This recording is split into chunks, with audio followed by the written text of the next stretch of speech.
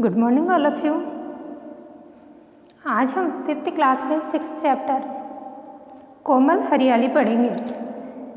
ये कविता है और इस कविता के कवि हैं सुमित्रानंदन पंत। ठीक है, इस कविता के कवि कौन है? सुमित्रानंदन पंत। सुमित्रानंदन पंत को प्रकृति का सुकुमार कवि कहा गया है। कहा जाता है कि इन्होंने प्रकृति का चित्रण बिल्कुल अनोखे ढंग से की है। जैसा इन्होंने प्रकृति का चित्रण किया है वैसा अन्य किसी कवि ने नहीं किया है। इन्होंने प्रकृति का चित्रण करते समय प्रकृति को एक मनुष्य के समान प्रस्तुत किया है कि वह भी इस प्रकृति का, इस पृथ्वी का एक सजीव प्राणी है और वह इस प्रकृति पर कैसे खुशहाली ला सकता है। यहाँ इस कविता में प्रकृति के सौंदर्य का, अद्भुत सौंदर्य का वर्णन किया गया है। कवि ने प्रकृति के माध्यम से खेतों फसलों का अद्भुत दृश्य प्रस्तुत किया है। ठीक है, उद्देश्य, इस पाठ को प्रस्तुत करने का क्या उद्देश्य है? कोमल हरियाली। बच्चों, अभी आपको पता है बरसात का मौसम चल रहा है, चारों तरफ क्या छाई हुई है? हरियाली ही हरियाली है। हमारे आसपास का वातावरण कैसा है? हरा भरा है। ठीक है, उद्देश्य, प्रकृति के अद्भुत चित्रे, प्रकृति को अत्यधिक प्रेम करने वाले, अत्यधिक चहेते सुमित्रानंदन पंत द्वारा रचित। ये कविता किसके द्वारा रचित है? सुमित्रानंदन पंत द्वारा। इस कविता में कवि ने खेतों तथा फसलों की अनुपम झांकी प्रस्तुत की है। इस कविता में कवि ने खेतों और फसलों की अनुपम झांकी प्रस्तुत की है। इससे सस्य श्यामला धरती की अद्भुत शोभा निखर कर पाठक के सामने साक्षात सी प्रतीत होती है। ये कवि ने प्रकृति को ऐसा प्रस्तुत किया है कि वो इस धरती का जो सौंदर्य है उसे निखार कर प्रस्तुत कर रहे हैं। तो सुमित्रानंदन पंत ये छायावादी कवि है। इन्होंने प्रकृति का सुंदर चित्रण किया है। अपनी कई कविताओं में इन्होंने प्रकृति को सबसे श्रेष्ठ बताया है। ठीक है, अब कवि ने इस पाठ में फसलों को, खेतों को एक दूर तक फैली हुई मखमल की चादर सा प्रस्तुत किया है कि जो प्रकृति की हरियाली है वह एक चादर सी फैली हुई है, दूर तक फैली हुई है, खेतों में फैली हुई है और जिस पर सूर्य की किरणें लिपटी हुई है। और वह सूर्य की किरणें जब हरियाली पे, हरे भरे मखमल सी जो चादर है उस पे गिरती है तो वो कैसी लगती है? चांदी के समान लगती है।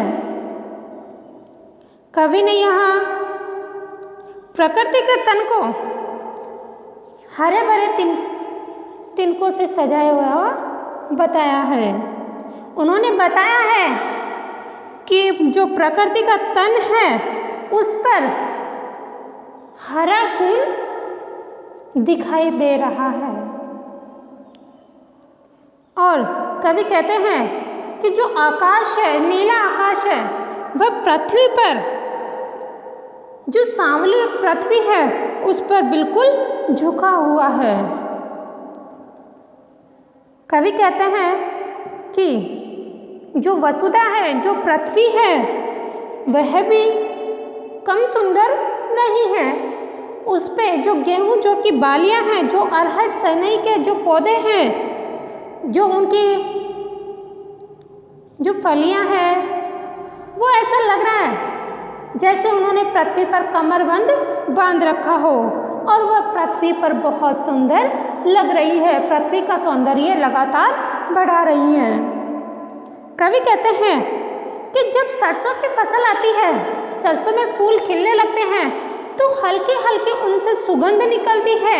एक सरसों के तेल की सी सुगंध निकलती है, वो पृथ्वी को बहुत सुगंधशील बनाती है। ऐसे ही जो अलसी है, नीली अलसी है, वो ऐसी लग रही है, पृथ्वी पर ऐसी लग रही है जैसे नीलम पत्थर का कोई नगीना हो। ठीक है, तो यहाँ अब हम हमारी कविता देखते हैं। तो देखिए, सुमित्रा नंदन पंत इस कविता को प्रस्तुत करते हैं। फैली खेतों में दूर तलक, फैली यानी फैलना, फैली का अर्थ होता है फैलना। खेतों में दूर तलक, तलक यानी तलक का अर्थ होता है तक। ठीक है, फैली खेतों में दूर तलक, मखमल सी कोमल हरियाली। मखमल एक मुलायम कपड़ा होता है, मखमल का अर्थ होता है मुलायम कपड़ा। कोमल सी बिल्कुल कोमल हरियाली। देखिए, कवि कहते हैं फैली खेतों में दूर तलक मखमल सी कोमल हरियाली। कवि सुमित्रा नंदन पंत कहते हैं कि जो हरियाली है, जो कोमल हरियाली है, वह खेतों में बहुत दूर तक फैली हुई है। एक मुलायम कपड़े की तरह बहुत दूर तक फैली हुई है। कौन? हरियाली। फैली खेतों में दूर तलक मखमल से कोमल हरियाली। कवि सुमित्रा नंदन पंत कहते हैं कि जो प्रकृति की जो कोमल हरियाली है वह दूर तक फैली हुई है और ऐसी लग रही है जैसे वो मुलायम कपड़ा फैला हुआ हो। लिपटी जिससे रवि की किरणें, रवि यहाँ सूर्य, रवि का अर्थ होता है सूर्य, किरणें रश्मि या रोशनी, किरणों का अर्थ क्या होता है? रोशनी। लिपटी जिससे रवि की किरणें चांदी की सी उजली जाली। कवि कहते हैं कि जो प्रकृति पर हरियाली रूपी मखमल का सा जो कपड़ा है, जो मुलायम कपड़ा है, वो फैला हुआ है और उस मुलायम कपड़े पर जब सूर्य की किरणें गिरती है या उससे लिपटती है तो कैसी लगती है? चांदी की सी उजली जाली। जैसे ऐसा लग रहा है जैसे चांदी के समान उजली कोई जाली बिछी हुई हो। ठीक है, फैली खेतों में दूर तलक मखमल सी कोमल हरियाली, लिपटी जिससे रवि की किरणें चांदी की सी उजली जाली। कवि कहते हैं कि खेतों में बहुत दूर तक एक मुलायम कपड़े के समान कोमल हरियाली फैली हुई है और उस हरियाली पर जब सूर्य की किरणें गिरती है, तो या लिपटती है तो वह ऐसा लगता है जैसे वो कोई चांदी की कोई जाली हो। ठीक है, अब देखिए आगे। तिनकों के हरे भरे तन पर, तिनको जो घास फूस, ठीक है, तिनको का अर्थ होता है घास फूस, हरे भरे तन पर, तन शरीर, हिल हरित, हरित का अर्थ होता है हरा, रुधिर, रुधिर का अर्थ होता है खून, है रहा झलक, दिख रहा है। देखिए, तिनकों के हरे भरे तन पर हिल हरित रुधिर है रहा झलक। कवि कहते हैं कि जो तिनकों का जो हरा भरा शरीर है, जो हरे भरे खेत है, वो ऐसे लग रहे हैं जैसे कोई हरा रुधिर दिखाई दे रहा हो। उन तिनकों पर जब हरियाली छाती है तो वो ऐसा लग रहा है जैसे हरे रंग का खून दिखाई दे रहा हो।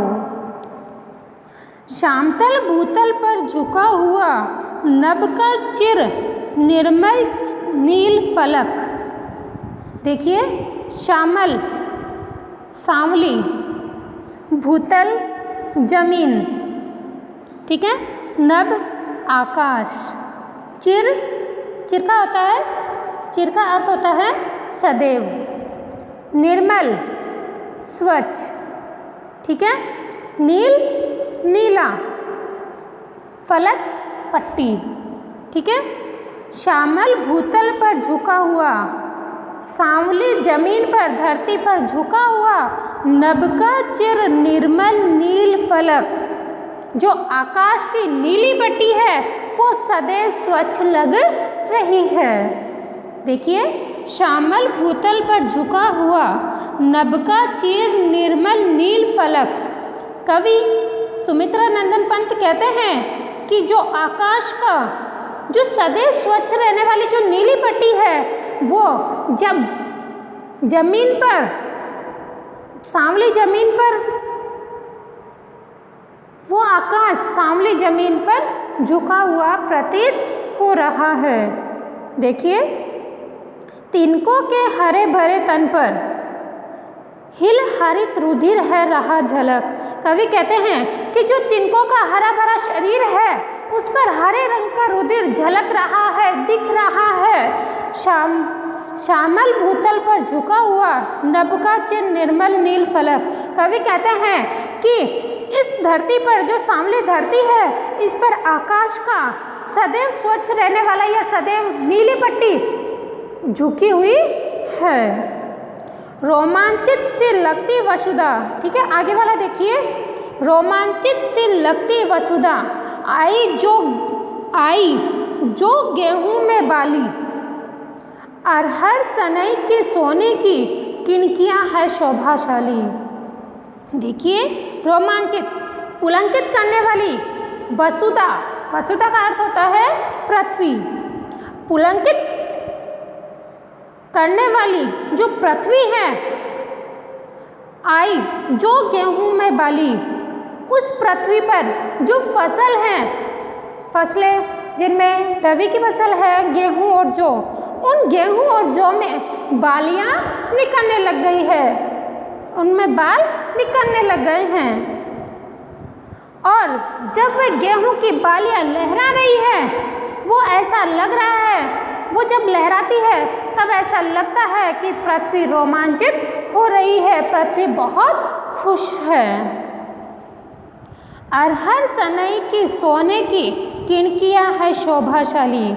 अब कवि सुमित्रा नंदन पंत कहते हैं कि इसी धरती पर, इसी पृथ्वी पर जो अरहर और सनई की जो फसलें हैं वो सोने के समान लग रही हैं, और वो सोने के समान लगती हुई ऐसी लग रही है कि जैसे वो पृथ्वी की कमरबंद बनी हुई है, और वो कमरबंद बहुत सुंदर लग रही है, पृथ्वी की शोभा बढ़ा रही है, उस धरती की शोभा बढ़ा रही है।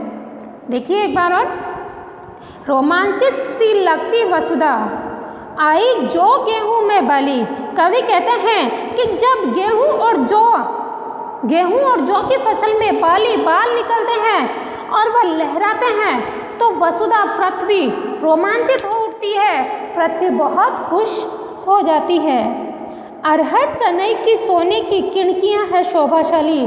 और कवि कहते हैं कि इसी वसुधा पर जो अरहर और सनई की जो सोने के समान लगने वाली जो फसल है, जब ये लहराती है तो वह ऐसी लगती है जैसे इस पृथ्वी की कमरबंद हो, और वह बहुत सुंदर शोभाशाली लगती है, पृथ्वी का सौंदर्य बढ़ाती है। ठीक है, आगे देखिए, उड़ती भीनी तेलांग सुगंध। तेलांग, तेल से सनी हुई, भीनी हल्की हल्की, गंध सुबास या सुगंध। ठीक है, फूली सरसों पीली पीली, जो सरसों के फूल हैं वो पीले पीले बहुत सुंदर लग रहे हैं। जो हरी धरा धरती में झांक रही है, झांकने का अर्थ होता है देखना। नीलम की कली, तीसी नीली, तीसी का अर्थ होता है अलसी।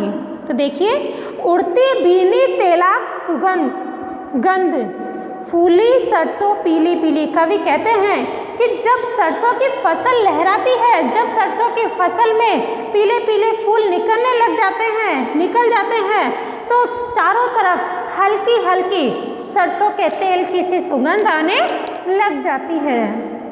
जो हरित धरा से झांक रही नीलम की कली तीसी नीली। कवि कहते हैं कि जो नीली अलसी है वो इस हरी धरती को देख रही है और इस धरती पर ऐसी लग रही है जैसे किसी नीलम पत्थर का नगीना हो। ठीक है, जो हरित धरा से झांक रही है नीलम की कली तीसी नीली। कवि कहते हैं कि जो नीली अलसी है वो हरी धरती को देख रही है और ऐसा लग रहा है जैसे वो नीलम पत्थर के नगीना हो। उड़ती भीनी तेलांग सुगंध फूली सरसों पीली पीली, जो हरित धरा से झांक रही नीलम की कली तीसी नीली। कवि सुमित्रा नंदन पंत कहते हैं कि जब सरसों में फूल निकलने लग जाते हैं तो चारों तरफ हल्की हल्की तेल की सुगंध आने लग जाती है। जो हरित धरा से झांक रही नीलम की कली तीसी नीली। कवि कहते हैं इसी तरह जो नीली अलसी है वो इस हरी धरती को देख रही है और ऐसा लग रहा है जैसे वो किसी नीलम पत्थर का नगीना हो। ठीक है, तो आप एक बार कविता दोबारा रिपीट करती हूँ मैं।